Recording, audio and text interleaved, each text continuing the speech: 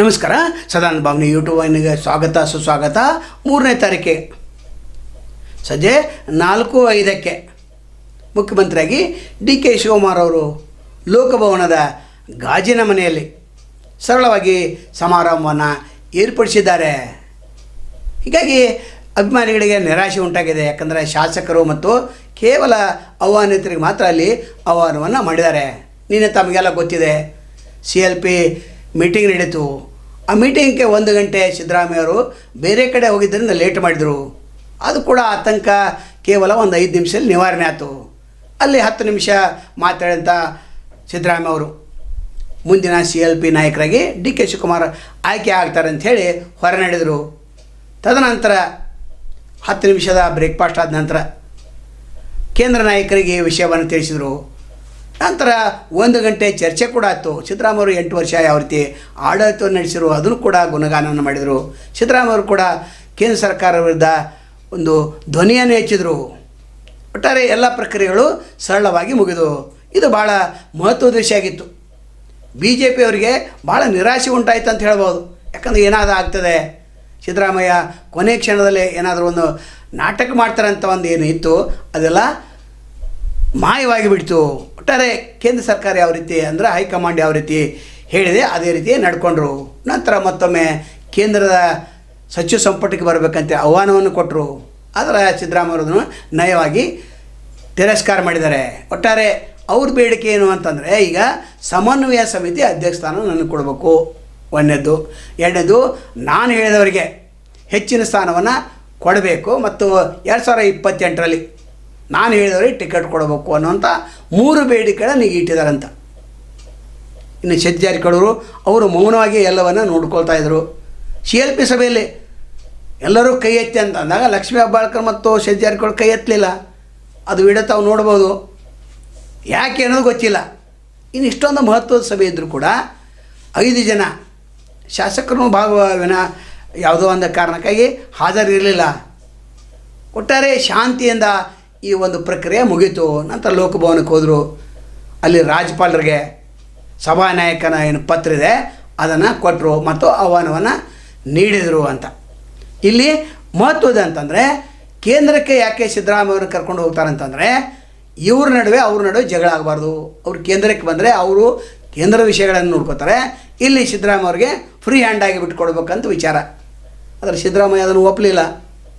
ನಾನು ಇಲ್ಲೇ ಇರ್ತೇನೆ, ಇಲ್ಲೇ ರಾಜಕಾರಣ ಮಾಡ್ತೇನೆ, 2028ರಲ್ಲಿ ಮತ್ತೆ ಅಧಿಕಾರಕ್ಕೆ ನಾವಿಬ್ಬರು ಕೂಡ ತೆಗೆದುಕೊಂಡು ಬರ್ತೇವೆ ಅಂತ ಆಶ್ವಾಸನೆ ಕೊಟ್ಟರು.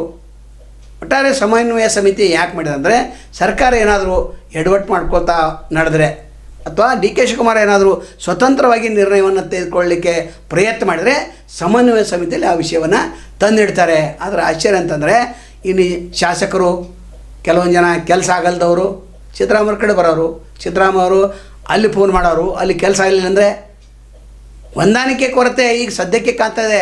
ಆದರೆ ಅಧಿಕಾರ ಸಿಕ್ಕ ನಂತರ ಬೇರೆನೇ ಹಾದಿ ಹಿಡಿತಾರೆ, ಇದು ಎಲ್ಲರಿಗೂ ಗೊತ್ತು. ಆದರೆ KC ವೇಣುಗೋಪಾಲ ಮತ್ತು ಏನು ಸುರ್ಜೇವಾಲಾ ಅವರು ಬಂದು ಏನು ನಡೆಸಿಕೊಟ್ರು ಅದು ಭಾಳ ಸಮಾಧಾನಕರ ಸಂಗತಿ ಅಂತ. ಇನ್ನು 8 ವರ್ಷದ ಗುಣಗಾನ ಕೂಡ ಮಾಡಿದರು. ನಾವು ನಿನ್ನೆ ಒಂದು ವಿಡಿಯೋದಲ್ಲಿ ಹೇಳಿದ್ವು, 2013ರಿಂದ 2018ರವರೆಗೆ ಸಿದ್ದರಾಮಯ್ಯರು ಒಳ್ಳೆಯ ಆಡಳಿತ ನಡೆಸಿರು. ಆದರೆ 2023ರಿಂದ ಇಲ್ಲಿವರೆಗೆ ಒಳ್ಳೆಯ ಆಡಳಿತ ಅವ್ರದ್ದು ಇರಲಿಲ್ಲ. ಇಲ್ಲಿ ಮಗ ಎತ್ತಿದ ಹಸ್ತಕ್ಷೇಪ ಇತ್ತು. IAS IPS ಆಫೀಸರ್ಸು ಎಲ್ಲ ಆಫೀಸರ್ಸು ಅಲ್ಲಿ ದುಡ್ಡು ಕೊಟ್ಟು ಅಪಾಯಿಂಟ್ಮೆಂಟ್ ತೆಗೆದುಕೊಳ್ಳುವಂಥ ಪರಿಸ್ಥಿತಿ ಬಂದಿತ್ತು, ಬಡ್ತಿ ಪಡೆಯುವಂಥ ಪರಿಸ್ಥಿತಿ ಬಂದಿತ್ತು. ಇದು ಹೈಕಮಾಂಡ್ ಕೂಡ ಗೊತ್ತಾಗಿತ್ತು. ಆದರೂ ಕೂಡ ಎಲ್ಲ ಮುಗಿದು ಹೋಗಿದೆ. ಇನ್ನು 2 ವರ್ಷ ಡಿ ಕೆ ಶಿವಕುಮಾರ್ ಅವರು ಯಾವ ರೀತಿ ನಡೆಸ್ಕೊಂಡು ಹೋಗ್ತಾರೆ ಅದು ಕಾದು ನೋಡಬೇಕು. ಯಾಕಂದ್ರೆ ಸಿದ್ದರಾಮಯ್ಯ ಅವರ ಮಾರ್ಗದರ್ಶನದಲ್ಲಿ ನಾನು ಮುಂದುವರಿತೇನೆ ಹೇಳಿದಷ್ಟೇ. ಆದರೆ ಹೇಳಿದಷ್ಟು ಸುಲಭ ರಾಜಕಾರಣ ಇಲ್ಲ. ಯಾಕಂದರೆ ಇವ್ರು ಹೇಳಿದವರಿಗೆ ಕೆಲಸ ಆಗಲಿಲ್ಲ ಅಂತಂದ್ರೆ ಅಲ್ಲಿ ಮತ್ತೆ ತಂಟೆ ತಕರಾರು ಹೊರ್ತೈತೆ, ಅದು ಹೈಕಮಾಂಡ್ಗೆ ಹೋಗ್ತೈತೆ. ಅದಕ್ಕೆ ಹೈಕಮಾಂಡ್ ವಿಚಾರ ಮಾಡಿದರು, ಇವರು MP ಸ್ಥಾನ ಕೊಟ್ಟು ಕೇಂದ್ರ ಸೇವೆಗಾಗಿ ತೆಗೆದುಕೊಳ್ಬೇಕಂತ. ಅದರ ನಯವಾಗಿ ಇವರು ತಿರಸ್ಕಾರ ಮಾಡಿದರು. ಕಾರಣ ಏನೂ ಗೊತ್ತಿಲ್ಲ. ಸಿದ್ದರಾಮಯ್ಯ ಅವರು ಅದನ್ನು ಹೇಳಬೇಕು. ಒಟ್ಟಾರೆ 40 ವರ್ಷದ ಏನು ಹೋರಾಟ ಇದೆ ಅದು ಸಕ್ಸಸ್ ಆಯ್ತು ಅಂತ ಹೇಳ್ಬೋದು. ಏನು 1985ರಲ್ಲಿ ಡಿ ಕೆ ಶಿವಕುಮಾರ್ ಅವರು HD ದೇವೇಗೌಡರ ವಿರುದ್ಧ ನಿಂತಿದ್ದರು. ಸಾತ್ನೂರಿನಲ್ಲಿ ಸೋಲುಂಟಾಯಿತು. ಅದನ್ನು ಸವಾಲಾಗಿ ಸ್ವೀಕಾರ ಮಾಡಿಕೊಂಡು 1989ರಲ್ಲಿ ಅದೇ ಸಾತ್ನೂರಿಂದ ಶಾಸಕರಾದರು. ಅಲ್ಲಿನಿಂದ ಇಲ್ಲಿವರೆಗೆ ಸಂಘಟನಾ ಚತುರ ಅನಿಸ್ಕೊಂಡ್ರು. ನಂತರ ಕಷ್ಟಗಳು ನಷ್ಟಗಳು ಬಂದು ಅನ್ಯಾಯ ಕೂಡ ಅನೇಕ ಜನ ಮಾಡಿದರು, ಜೈಲಿಗೆ ಕೂಡ ಬಂದರು. ಆದರೆ ಬಂಡೆ ಅಂತ ನಿಂತು ಅವರು ಹೋರಾಟವನ್ನು ಮಾಡಿದ್ರಿಂದ ಮತ್ತು ಕೇಂದ್ರ ನಾಯಕರ ವಿರುದ್ಧ ಎಂದೂ ಅವರು ಅಪಮಾನಕರ ಮಾತನ್ನು ಆಡಿರಲಿಲ್ಲ. ಏನು ಹೈಕಮಾಂಡ್ ನಿರ್ಧಾರ ಮಾಡ್ತೈತೆ ಅದಕ್ಕೆ ನಾನು ಬದ್ಧ ಅಂತ ಅಂದಿದ್ರು. ಅದರ ಡಿ ಕೆ ಶಿವಕುಮಾರ ಏನು ಮಾತು ಕೊಟ್ಟಿದ್ರು ಆ ಪ್ರಕಾರ ನಡ್ಕೊಂಡ್ರು. ಅದರ ಸಿದ್ದರಾಮಯ್ಯ ಅವರು ನಾನೇ 5 ವರ್ಷ ಮುಖ್ಯಮಂತ್ರಿ ಅಂತಿದ್ರು. ಅದು ಹೈಕಮಾಂಡ್ ಕೆಂಗನಿಗೆ ಗುರಿ ಆಯಿತು ಅಂತ ಹೇಳ್ಬೋದು. ಒಟ್ಟಾರೆ ಪ್ರಕ್ರಿಯೆ ಎಲ್ಲ ಮುಗಿದೋಗಿದೆ. ಅದರ 2 ವರ್ಷ ಏನು ಆಡಳಿತ ಇದೆ ಅದು ಯಾವ ರೀತಿ ನಡೀತೈತೆ ಅದನ್ನು ಕಾದು ನೋಡಬೇಕು. 25% ಫೈಲ್ ನಿನ್ನೆ ನಾವು ಹೇಳಿದ್ದೇವೆ, ಬೆಳಗಾವಿಗೆ ಬಂದು ಸಹಿಯಾಗಿ ಹೋಗಬಾರ್ದು, ಬಡ್ತಿಯಾಗಿ ಪ್ರಮೋಷನ್ ಯಾರಿಗೆ ನೀವು ಫೈಲ್ ಕಳಿಸ್ತಾರೆ ತಮಗೆಲ್ಲ ಗೊತ್ತಿದೆ. 75% ಅಲ್ಲಿ ಫೈಲ್ ಸಹಿ ಮಾಡೋದು, ಅದರ 50% ಸಿದ್ದರಾಮಯ್ಯ ಕಡೆ ಫೈಲ್ ಹೋಗುವಂಥ ಸಾಧ್ಯತೆ ಹೆಚ್ಚಿದೆ. ಯಾಕಂದರೆ ಸಮನ್ವಯ ಸಮಿತಿ ಅಧ್ಯಕ್ಷರು ಜೊತೆಗೂಡಿ ಹೋಗ್ತಾರೆ ಬಿಡ್ತಾರೆ ಗೊತ್ತಿಲ್ಲ. ಅದರ ಅಧಿಕಾರ ಬಂದಾಗ ಇದು ಅಸಾಧ್ಯದ ಮಾತು. ಒಟ್ಟಾರೆ ಪ್ರಕ್ರಿಯೆ ಎಲ್ಲ ಮುಗಿದು ಹೋಗಿದೆ. ಇನ್ನು ಸಚಿವ ಸಂಪುಟದಲ್ಲಿ ಯಾರ್ಯಾರನ್ನು ಸೇರಿಸ್ಕೊಳ್ತಾರೆ ಮೊದಲನೇ ಪಟ್ಟಿಯಲ್ಲಿ ಅಂತಂದರೆ 10 ರಿಂದ 15 ಜನ ಇದ್ದಾರೆ ಅಂತ ಹೇಳ್ತಾರೆ. ನಂತರ 2ನೇ ಪಟ್ಟಿ ಅದು ಕೂಡ 15-20 ದಿವಸದ ನಂತರ ಪಟ್ಟಿ ರೆಡಿ ಆಗ್ಬೋದು. ಆದರೆ ಸಿದ್ದರಾಮಯ್ಯ ಅವರು ಇಲ್ಲಿ ಗಮನಿಸಬೇಕು, ಕೇಂದ್ರ ಸರ್ಕಾರದ ವಿರುದ್ಧ ನೀವೇನು ಮಾತಾಡಿರಿ ಅದನ್ನು ಮತ್ತೆ ಡಿ ಕೆ ಶಿವಕುಮಾರ್ ಅವರು ಮಾತಾಡಬಾರ್ದು. ಯಾಕಂದರೆ ಕೇಂದ್ರದ ವಿರುದ್ಧ ನೀವು ಗಟ್ಟಿ ದನಿಯಲ್ಲಿ ಮಾತಾಡಿದರೆ ಸಿಗಬೇಕಂತ ಸಹಾಯ ಸೌಲಭ್ಯಗಳು ಸಿಗೋದಿಲ್ಲ. ಸಮನ್ವಯತೆ ಕೊರತೆ ಇರಬೇಕು, ಹೊಂದಾಣಿಕೆ ಕೊರತೆ ಇರಬೇಕು. ಕೇಂದ್ರ ಸರ್ಕಾರಕ್ಕೆ ಹೋಗಿ ನಯವಾಗಿ ಮಾತಾಡಿಕೊಂಡು ಏನು ರಾಜ್ಯಕ್ಕೆ ಏನು ಸಿಗಬೇಕಾಗಿದೆ, GSTದ ಹಣ ಸಿಗಬೇಕಾಗಿದೆ, ಇನ್ನೂ ಅನೇಕ ಕೇಂದ್ರ ಪ್ರಾಯೋಜಿತ ಕಾರ್ಯಕ್ರಮಗಳಿಗೆ ಹಣ ಬಿಡುಗಡೆ ಆಗಿಲ್ಲ. ಇದನ್ನು ಕೂಡ ನೀನು ನರೇಗಾ ಚೇಂಜ್ ಆಗಿದೆ, ಅದು ಕೂಡ ನೀವು ಗಮನ ಹರಿಸಬೇಕಾಗ್ತದೆ. ಕೇಂದ್ರ ವಿರುದ್ಧ ಕೇವಲ ಮಾತಾಡೋದ್ರಿಂದ ಯಾವುದೇ ಲಾಭ ಇಲ್ಲ. ಇನ್ನು DKC ಬಗ್ಗೆ ಹೇಳೋದಾದರೆ ಇಲ್ಲಿ ಅವರು ಕಷ್ಟಪಟ್ಟಂಥ ಏನು ಒಂದು ಕೂಲಿ ಇತ್ತು ಅದು ಈಗ ಸಿಕ್ಕಂತಾಗಿದೆ. ಇನ್ನು ಪ್ರಮಾಣ ವಚನ ಸ್ವೀಕಾರದ ಏನು ಸರಳ ಸಮಾರಂಭ ಇದೆ ಅದು ಶ್ಲಾಘನೀಯ. ಅವ್ರು ಏನಂತಾರೆ, ಪೆಟ್ರೋಲ್ ಡೀಸೆಲ್ ದರ ಹೆಚ್ಚಾಗಿದೆ, ನಾವು ಸರಳವಾಗಿನ ಆಚರಣೆ ಮಾಡಬೇಕು, ಇದು ಭಾಳ ಮಹತ್ವದ ನಡೆ. ಆದರೆ ಅವ್ರಿಗೆ ಬೆಂಬಲಿಗರೇ ದೊಡ್ಡ ನಿರಾಶೆ ಆಗಿದೆ. ಮುಖ್ಯಮಂತ್ರಿ ಆದ ನಂತರ ಕೂಡ ನೀವು ಪಟಾಕ್ಷಿ ಹಾರಿಸಬಾರ್ದು, ನಾ ಎಲ್ಲೆಲ್ಲಿ ಜಿಲ್ಲೆಗೆ ಬರ್ತೇನೆ ಅಲ್ಲಿ ಮಾತ್ರ ಸಂಭ್ರಮಾಚರಣೆ ಮಾಡಿರಿ, ಆದರೆ ಈಗ ಬೇಡ ಅಂದಿದ್ದಾರೆ. ಯಾಕಂದರೆ ಸಿದ್ದರಾಮಯ್ಯ ಅವರ ಬೆಂಬಲಿಗೆ ನೋವು ಉಂಟಾಗಬಾರ್ದು ಅನ್ನೋ ಒಂದೇ ಒಂದು ಉದ್ದೇಶ. ಇಂಥ ಒಳ್ಳೆಯ ವಿಚಾರನ ಇಟ್ಟುಕೊಂಡು 2 ವರ್ಷ ಯಾವ ರೀತಿ ಸರ್ಕಾರ ನಡೆಸ್ತಾರೆ ಕಾದು ನೋಡೋಣ. ಇನ್ನು 29/25/9 ಅಂದರೆ 25 ಶಾಸಕರನ್ನ ಹೊಸದಾಗಿ ಆಯ್ಕೆ ಮಾಡಬೇಕು. ಅದು 50 ವರ್ಷ ಒಳಗಿರಬೇಕು ಅಥವಾ 60 ವರ್ಷ ಒಳಗಿರಬೇಕು.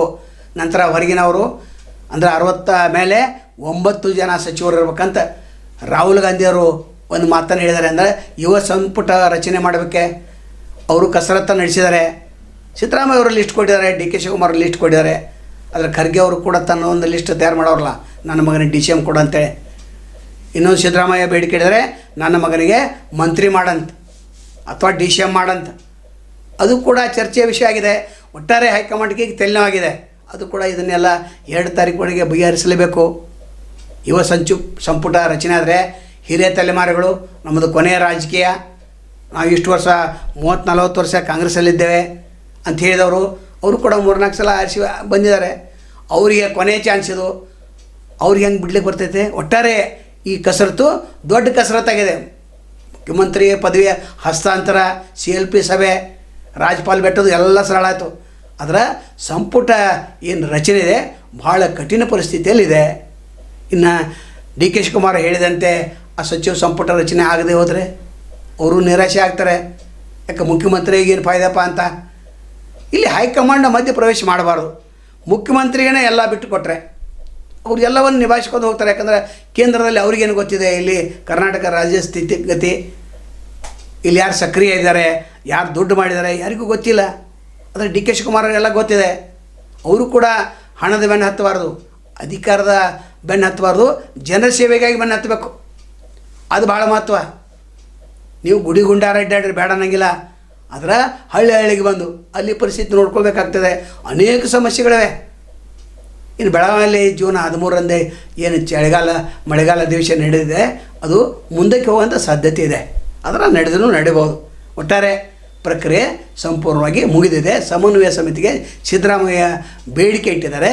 ಈಗ ಎಲ್ಲವೂ ಮುಗಿದಿದೆ, ಸ್ವಲ್ಪವೂ ಉಳಿದಿದೆ. ಅಂದರೆ 2 ವರ್ಷ ಮಾತ್ರ ಉಳಿದಿದೆ. ಅದನ್ನು ಯಾವ ರೀತಿ ನಿಭಾಯಿಸ್ಕೊಂಡು ಹೋಗ್ತಾರೆ ಕಾಲವೇ ನಿರ್ಧಾರ ಆಗ್ತದೆ. ನಾನು ತಮ್ಮನ್ನು ಭೇಟಿ ಆಗ್ತೇವೆ. ಅಲ್ಲಿವರೆಗೆ ಎಲ್ಲಿಸುವಾಗಲಿ. ನಮಸ್ಕಾರ.